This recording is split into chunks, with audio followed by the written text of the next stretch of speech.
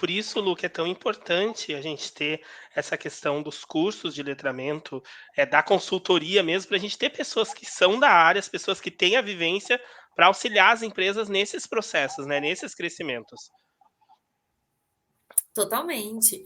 E eu acho que os cursos e, enfim, prestadores, né, que vão conseguir Uhum, auxiliar são fundamentais para a gente atacar o primeiro problema, né, que a gente falou ali no início, que é essa alfabetização.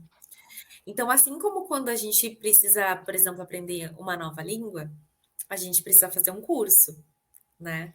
A gente precisa imergir naquela língua. Ah, eu vou assistir perfeito. uma série, né, na língua nativa, eu vou escutar. Então, são vários formatos que são disponibilizados para que a gente, em métodos, né, para que a gente consiga aprender aquela língua. Com as questões raciais, com as questões de diversidade, de modo geral, isso não vai ser diferente. Eu vou precisar imergir, eu vou precisar me letrar. Então, por isso que a gente usa esse termo, né, de letramento racial, Sim, porque é uma forma, sim, de alfabetização, de letramento que tu está tendo. Então, o curso, ele é um pontapé para tu iniciar nesse processo. Eu sempre falo, os meus cursos hoje, aqui um é mais focado para organizações e outro mais para pessoas de modo geral, eles são muito introdutórios. Eles têm o objetivo de te dar esse ferramental inicial. Mas o posterior, como tu vai continuar desenvolvendo, aí tem outros métodos, né? Que aí tu vai comprar um livro um pouco mais sobre uma temática específica para te aprofundar um pouco mais, tu vai buscar outras ferramentas, artigos, enfim. Então, o curso ele é fundamental para te dar esse pontapé, mas também tem muito esse papel nosso assim, né, de protagonismo da sim. gente continuar nessa ativação. Não, e como tu acabou de falar, tu tem esses cursos, né, e eu queria entender um pouco mais para tu contar aqui para o público que nos acompanha, como que tu desenvolve esses cursos e como eles ajudam as pessoas a ter uma compreensão maior sobre a temática? Perfeito. Então, os cursos, conforme eu tinha até comentado no início, eu fui convidada para fazer ambos.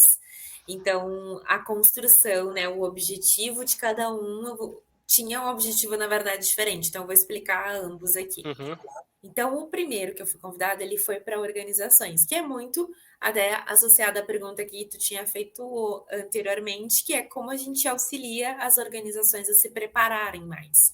E é um curso que ele pode, enfim, qualquer pessoa pode contratar, mas normalmente acabam o quê? Os RHs ou pessoas que estão relacionadas a esses grupos de diversidade acabam fazendo para terem esse ferramental para conseguirem atuar. Então, esse foi o objetivo do primeiro curso, e o segundo eu fui convidada também com esse foco, mas aí para como eu expando isso para a sociedade de uma forma geral. Então, a partir dos objetivos, eu comecei a pensar, primeiro, o que, que eu acho que é fundamental para as pessoas saberem. Até fui pesquisar, por exemplo, né, na hora da construção mesmo, quais eram as principais pesquisas que as pessoas estavam fazendo sobre as temáticas relacionadas à raça pelo Google, né? Tem uma ferramenta que é bem legal, que é o Answer the Public, que ele te dá justamente um pouco desse panorama de perguntas que as pessoas uhum. fazem. E também perguntei, enfim, nas redes mesmo, né? Porque eu acho que nada melhor do que as pessoas que também estão ali no dia a dia para te darem um pouco desse suporte.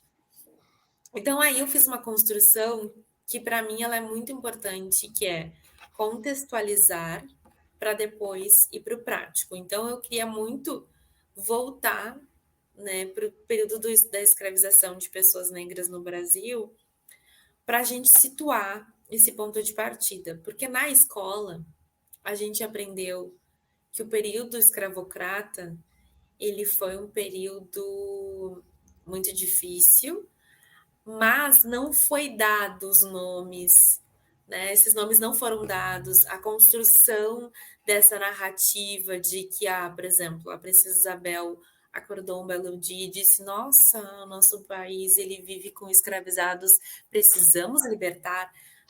Não foi assim, né? Não. Então, várias coisas foram contadas para gente de uma forma equivocada. E como a gente estava falando antes, né, a gente sabe que não é todo mundo que tem acesso ou vai buscar essa informação para entender essa origem e, principalmente, a necessidade de ainda em 2023 a gente precisar falar sobre racismo e questões raciais de modo geral. Então, eu gosto de trazer e queria trazer nesse panorama de contexto histórico para a gente situar e colocar todo mundo na mesma página. Bom, se essa foi a história que te contaram, então eu vou te contar ela como realmente aconteceu. Eu trago um pouco desse panorama histórico, que eu acho que ele é fundamental. E aí a gente tem uma outra problemática que é oriunda, né, desse período de escravização, que foi a miscigenação, né? A miscigenação, ela foi um projeto que também a gente não conta isso, a gente fala, nossa, que lindo país miscigenado, mas foi um projeto de governo.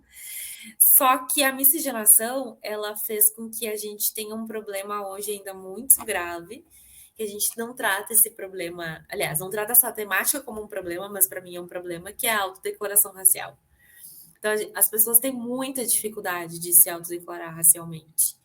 E justamente por existirem várias políticas públicas acontecendo, pensadas em grupos subrepresentados, como de pessoas negras, se a gente tem pessoas se autodeclarando de uma forma errada, a gente vai ter muita dificuldade e problemas relacionados a isso. E um deles é, por exemplo, as cotas. Então, eu, por exemplo, me autodeclarar, eu ser uma pessoa branca e me autodeclarar como parda e conseguir uma cota hoje numa universidade, num concurso público, é um grande problema.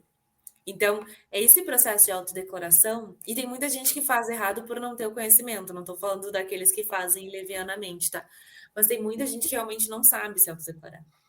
Então, o curso tem esse objetivo também de trazer essa autodeclaração. Então, a gente falar sobre identidade, que é uma coisa que eu nunca vi em nenhum outro, porque eu também fui buscar referências de cursos Sim, raciais sim. que estavam, né, sendo feitos até para não fazer algo igual, que também acho que não é esse o objetivo, né? Se já tem um curso que vai falar sobre várias outras temáticas, é mais fácil, enfim, contratar aquele determinado curso. Então, eu senti falta de ter esse pilar de autodeclaração, que eu nunca vi em nenhum outro curso, de repente agora até já deva ter, e o outro pilar de identidade, que é justamente esse processo de construção, né, da identidade negra, e também da identidade branca, que a gente vai falar sobre branquitude.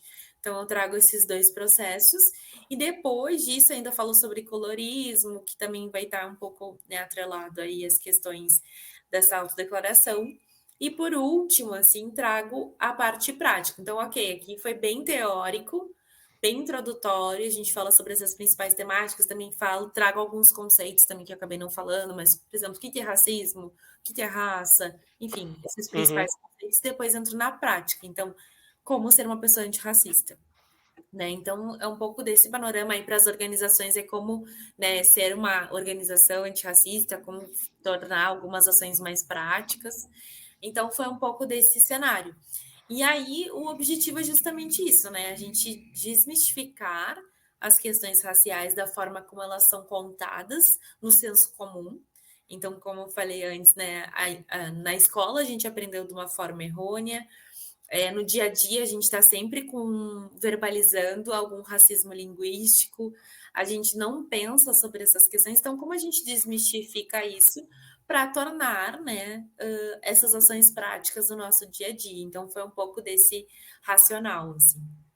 Não, e como é importante, a gente entender mais sobre toda a questão do racismo e entender como eu me tornando repetitivo, como é importante a gente falar quando a gente vê alguma situação ou vê alguma piada, mesmo estando só entre pessoas brancas. Né, quando a Exatamente. gente vê, nota, isso tudo eu aprendi com a Lu, viu, gente? Não tô falando bobagem aqui, porque ela é a professora. Se eu estiver falando qualquer coisa, ela já vai me dizer: não, não é isso aí, não, você tá ficando louco. Mas realmente é importante como muda na gente, porque a gente começa aos poucos a mudar e a gente começa a ver nas outras pessoas. Não só a questão do racismo, mas essa coisa da pessoa nem saber, tá falando alguma coisa, como a gente estava falando no bastidor, a questão, o samba do crioulo doido, eu tenho pela na cozinha, coisas assim que, principalmente aqui no estado do Rio Grande do Sul, são coisas naturalizadas e que a gente vai vendo que estão erradas, que é o racismo. E a gente precisa ir aos poucos desconstruindo isso na gente, para a gente não repetir essas brincadeiras, esse humor que não tem nada de humor, e trabalhar cada vez mais na nossa mente pra gente dizer, nossa, não, pra que tu falou essa brincadeira? Nossa, sem graça isso aí que tu falou, tem nada a ver, isso é racismo, chamar atenção. Se torna um pouco chato, às vezes, para as pessoas que estão ali, mas não é chato para a gente, não é chato para o que a gente quer se transformar, não somente como pessoa, mas como empresa também.